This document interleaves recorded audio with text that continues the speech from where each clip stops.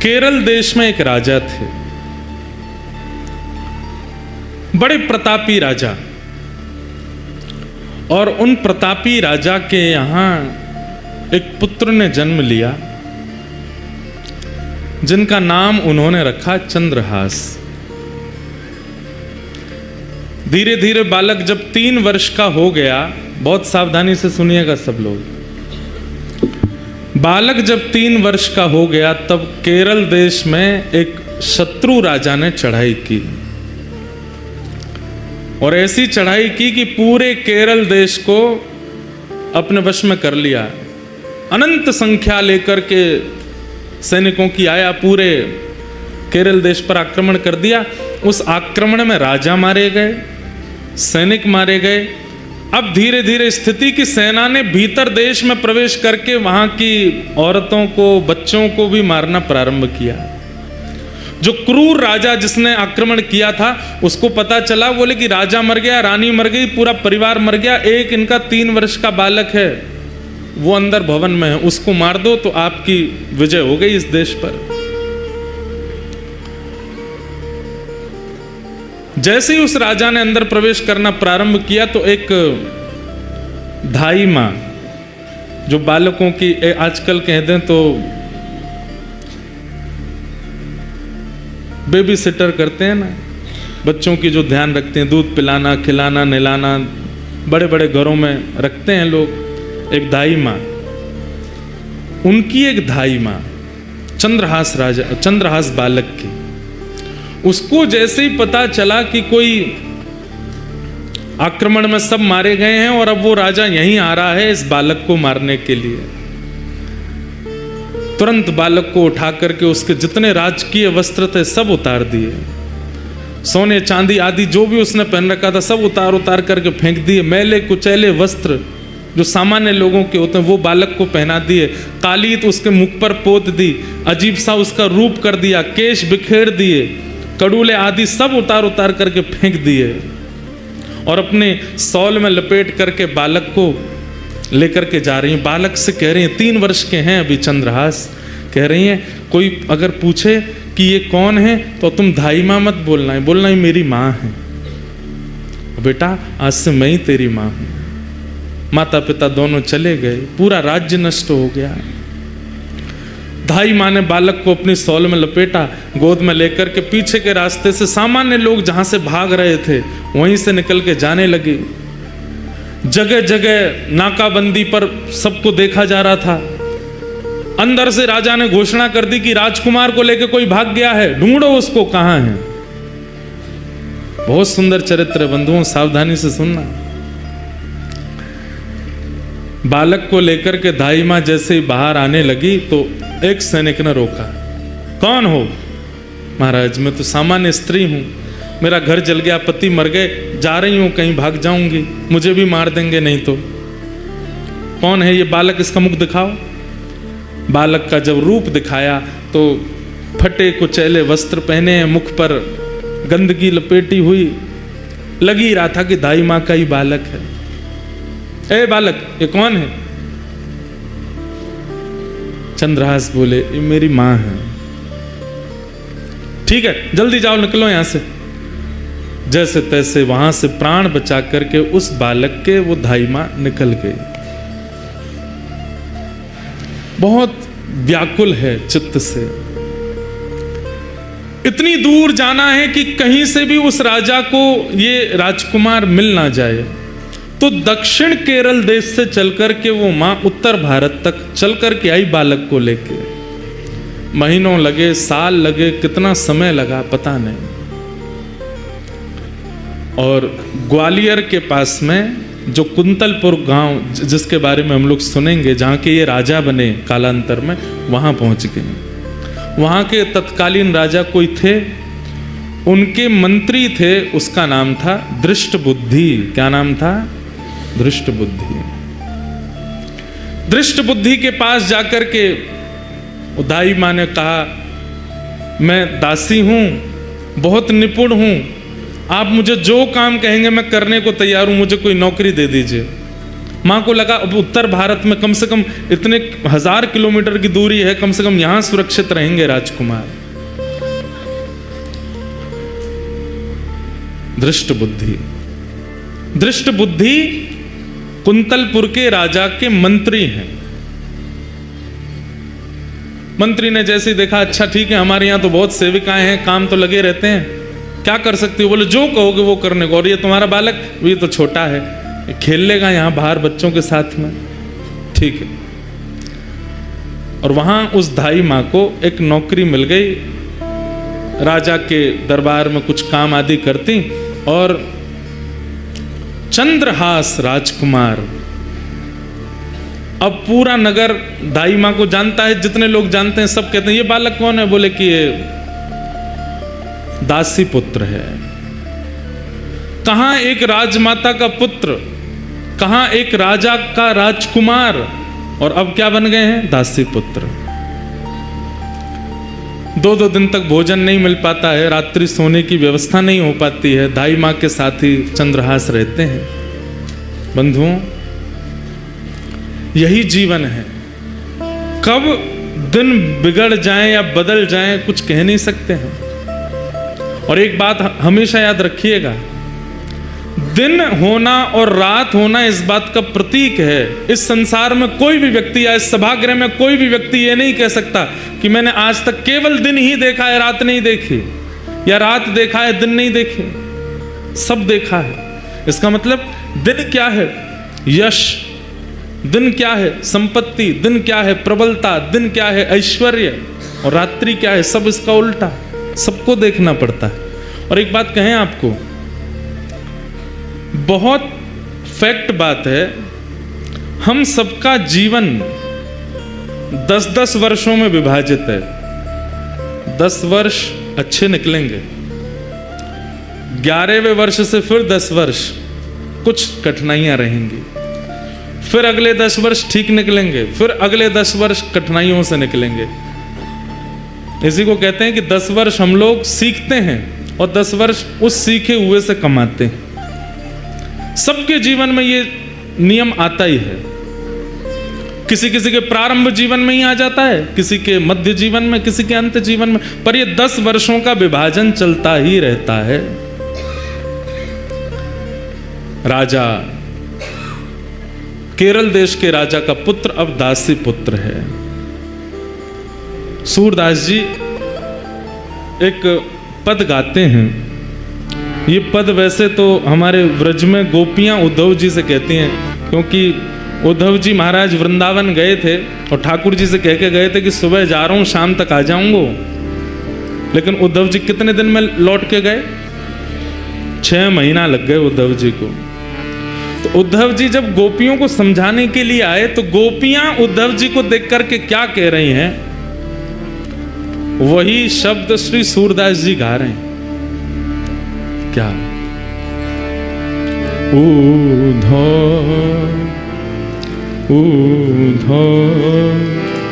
जब टेढ़े दिन आवे, ऊधो जब टेढ़े दिन,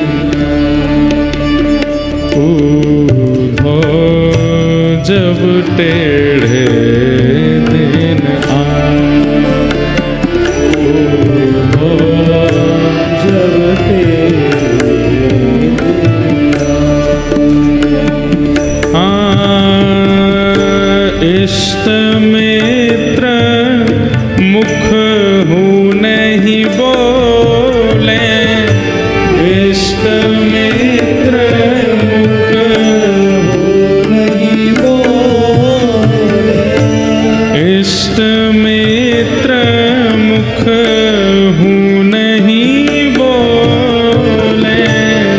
इष्ट मित्र, सुनने लायक पद है, याद करने लायक पद है।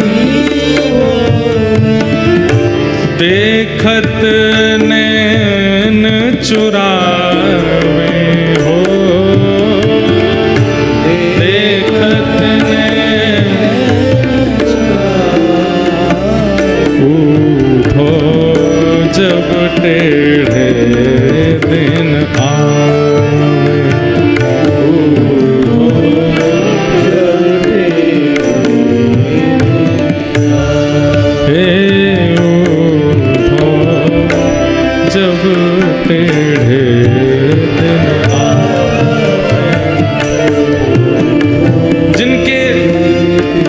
टेढ़े दिन आके निकल चुके हैं वो रिलेट करेंगे, और जिनके नहीं आए हैं वो सावधान हो जाना, ऐसा ही होने वाला है। हम यहाँ कोई चिकनी चुपड़ी बात नहीं करेंगे कि कुछ नहीं होगा जीवन में, होगा, निश्चित होगा। किसी का जीवन एक रस नहीं रह सकता इस संसार में, चाहे मैं ही क्यों ना हूं। सबके जीवन में संकट और ऐसी विपरीत टेढ़े दिन सबके आते हैं, आएंगे जरूर, पर करना क्या है? दुख की घड़ी से भागना नहीं है, जूझना, लड़ना है। और वो लड़ना जूझना आचार्य सिखाते हैं, सत्संग सिखाता है।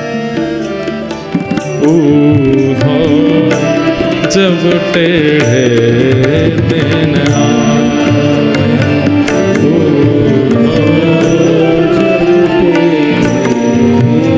कैसी स्थिति हो जाती है? ओ सोना छुअत होत है माटी, सोना छुअत होत है माटी, सोना छुअत होत है माटी, सोना छुअत होत है माटी। और मूर्ख ज्ञान सिखावे, ओ मूर्ख ज्ञान सिखावे। ये जब कठिन समय आता है ना, तो सामान्य सा व्यक्ति, बुरा बुरा व्यक्ति, बिल्कुल मूर्ख व्यक्ति, उसकी बात भी हमको ज्ञान लगने लगती है। अच्छा, कैकेयी जी को ज्ञान किसने दिया? मंथरा ने दिया। और मंथरा की बात समझ में भी आ गई कैकेयी जी को। इतने बड़े बड़े ज्ञानी वशिष्ठादियों की बात समझ नहीं आई। टेढ़े दिन जब आते हैं तब मूर्खों की बात ही समझ में आती है। ये बात गोपियां व्यंग करके उद्धव को कह रही हैं। बता, हम गोपी, जो गोपी गीत में कह रही हैं, न खलु गोपिका नंदनो भवान अखिल देहि नाम अंतरात्मदृक् विखन सार्थितो विश्वगुप्तये। ठाकुर जी से कह रही हैं, तुम नंद जी के लाला नहीं हो, तुम यशोदा के लाला नहीं हो। ठाकुर जी डर गए, इन्हें पता तो ना चल गई कि मैं देवकी को लाला हूं। तो कौन को लाला हूं मैं? गोपी बोली, विखन सार्थितो विश्वगुप्तये, आप साक्षात ब्रह्मा को भी बनाने वाले परमात्मा हो, हम जानती हैं आपको। ठाकुर जी बोले, ले, मैं तो यूं सोच रहा हूं, ये जानती हूं कि मैं देवकी को लाला हूं, इनको तो ये भी पता है कि मैं परमात्मा हूं। वो गोपियां, और उन गोपियों को समझाने उद्धव आया है। गोपियां कह रही हैं, जब टेढ़े दिन आते हैं तो तुम जैसे मूर्ख ही समझाते हैं उद्धव। मूर्ख ज्ञान सिखावे,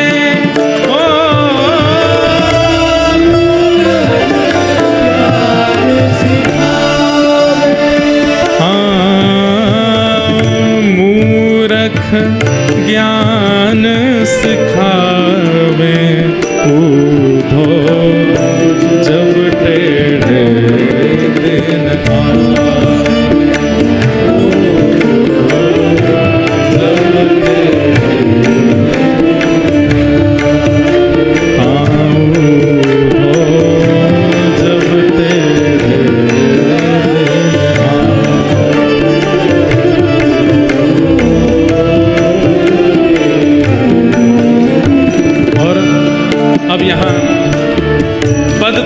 चंद्रहास जी की स्थिति के लिए गाया।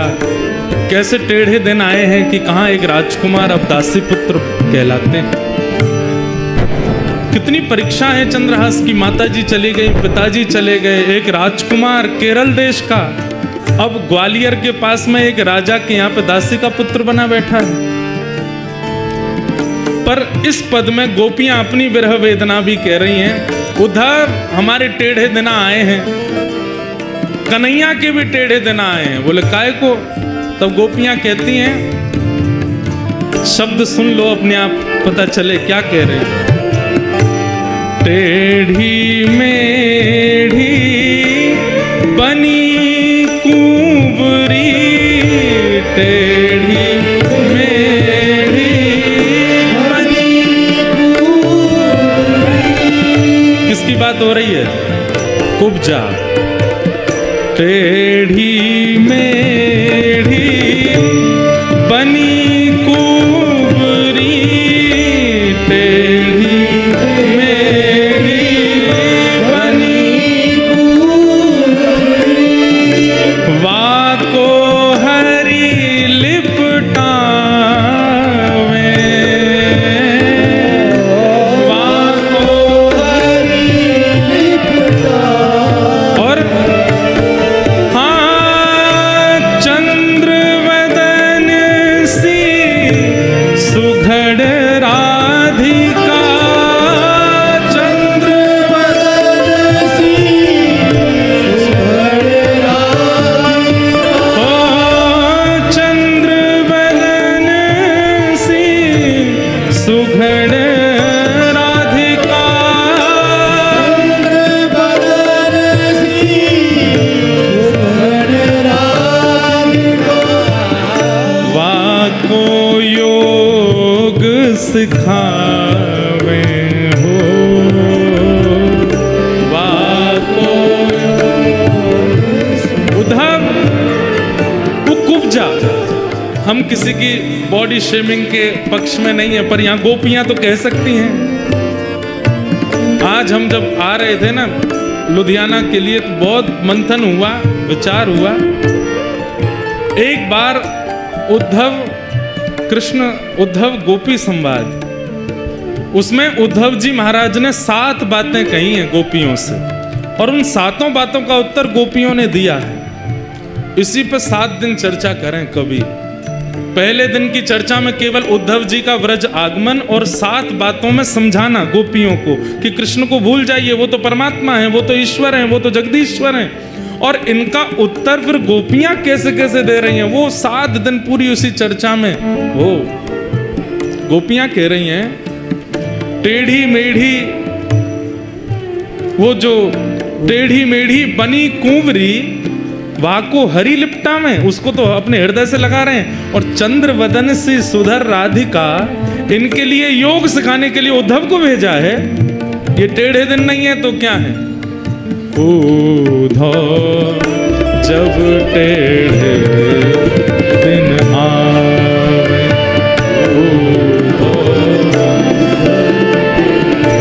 और 10 वर्ष वाली बात मेरी सिद्ध यहाँ हो जाएगी कि ठाकुर जी जन्मे और उसके बाद 11 वर्ष रहे ब्रज में। 11 वर्ष तो ब्रजवासियों ने कितना कमाया, प्रेम कमाया, भाव कमाया, पर 11 वर्ष के बाद ठाकुर जी जो विरह दे करके गए, ये सबके जीवन में आता है। 10-10 वर्ष का फेर है।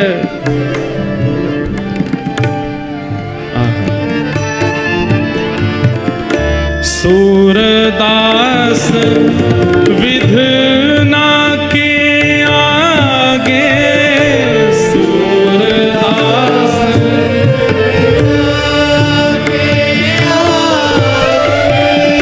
सूरदास विधि ना के आगे, सूरदास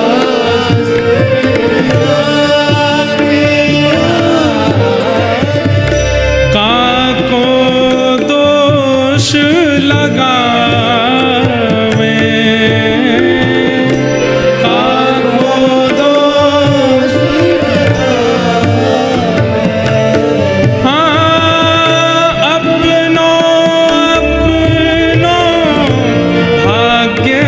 सखीरी, अपनो भाग्य सखीरी, अपनो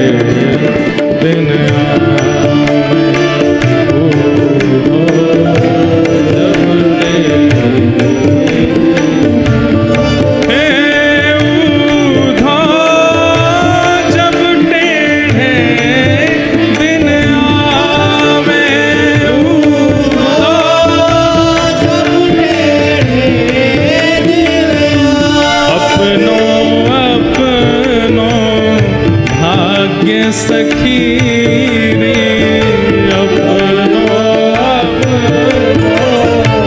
भाग्य सखी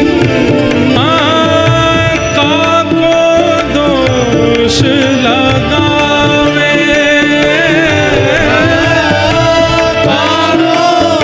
दोष लगावे उधा जब टेढ़े दिन आवे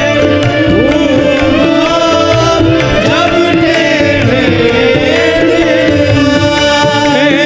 उधा जब टेढ़े दिन आवे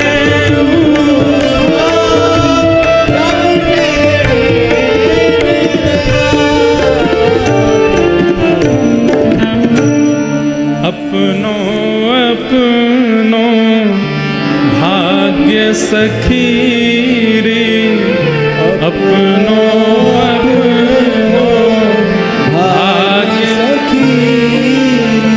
काको दोष लगावे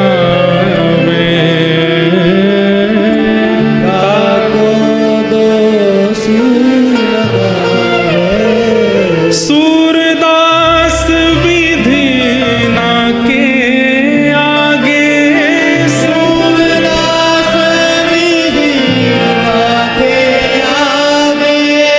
छिन पलटिक ना पावे उधो जब टेढ़े दिन आवे उधो जब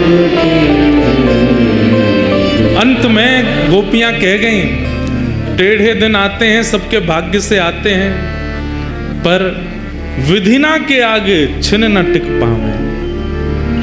अगर किसी के चित्त में, गोस्वामी तुलसीदास जी प्रसिद्ध बात है, सबको पता है, दीन कहे धनवान सुखी, धनवान कहे सुख राजा को भारी, राजा कहे महाराजा सुखी, महाराजा कहे सुख इंद्र को भारी, इंद्र कहे चतुरानन को सुख, ब्रह्म कहे सुख विष्णु को भारी, तुलसीदास विचार कहे हरि भजन बिना सब जीव दुखारी, सब दुखी।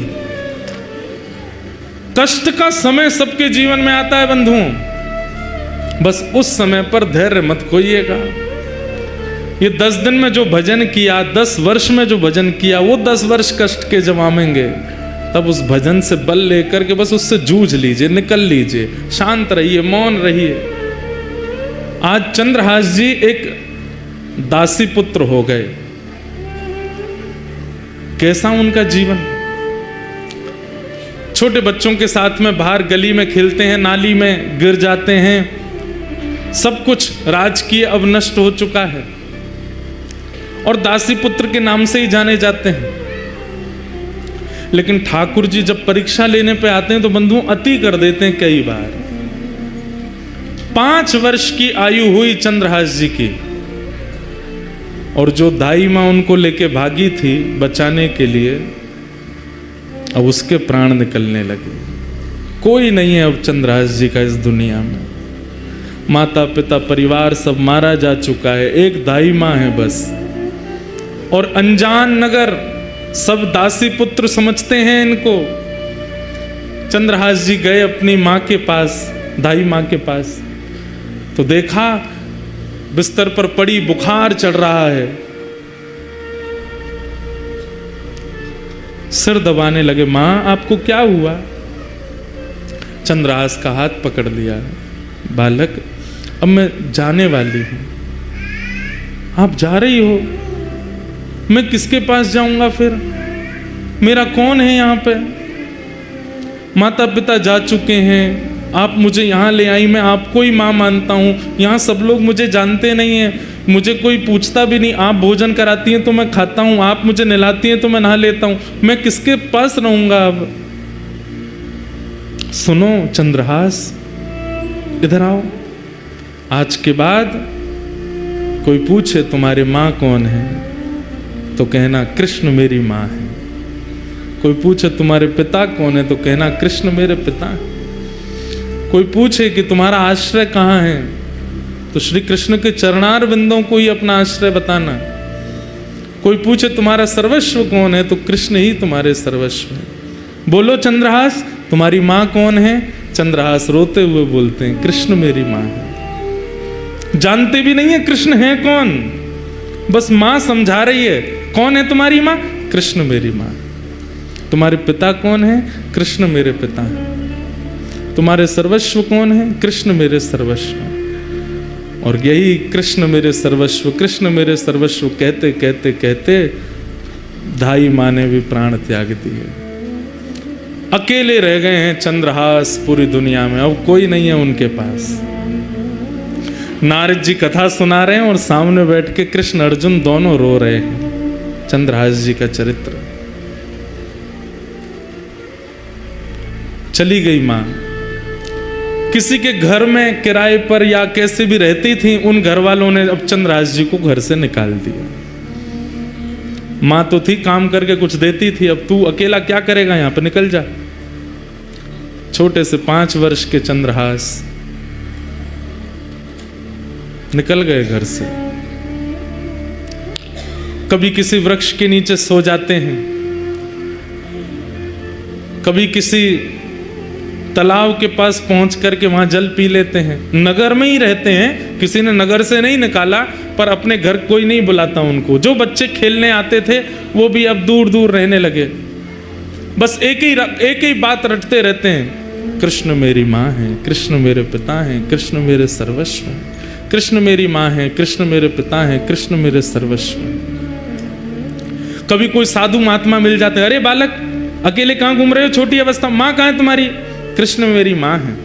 अरे पिता कहाँ है तुम्हारा? कृष्ण मेरे पिता हैं। घर कहाँ है तुम्हारा? ठाकुर जी के, कृष्ण के चरण ही मेरे घर है। संत जन देख करके सुन के बड़े खुश होते, हृदय से लगाते, फल आदि दे देते। तो चंद्रहास जी खूब प्रेम से पाते। 5 दिन हो गए, प्रसाद नहीं मिला, खा लेते।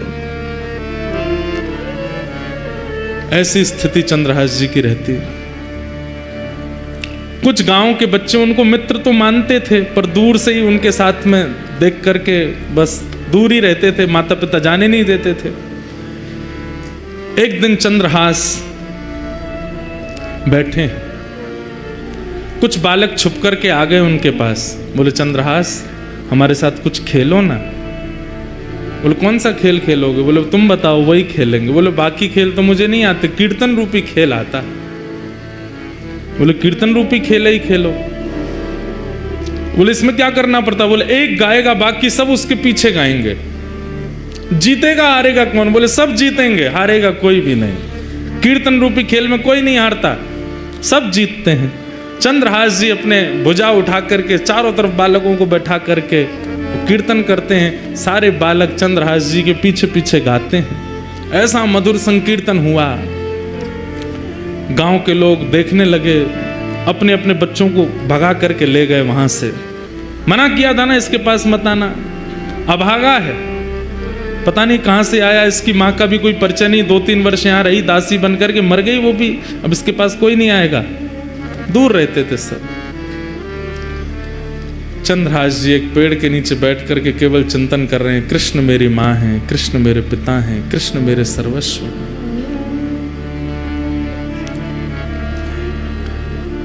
कठिन परिस्थिति सबके जीवन में आती है बंधुओं, बस उस परिस्थिति में ठाकुर जी का त्याग मत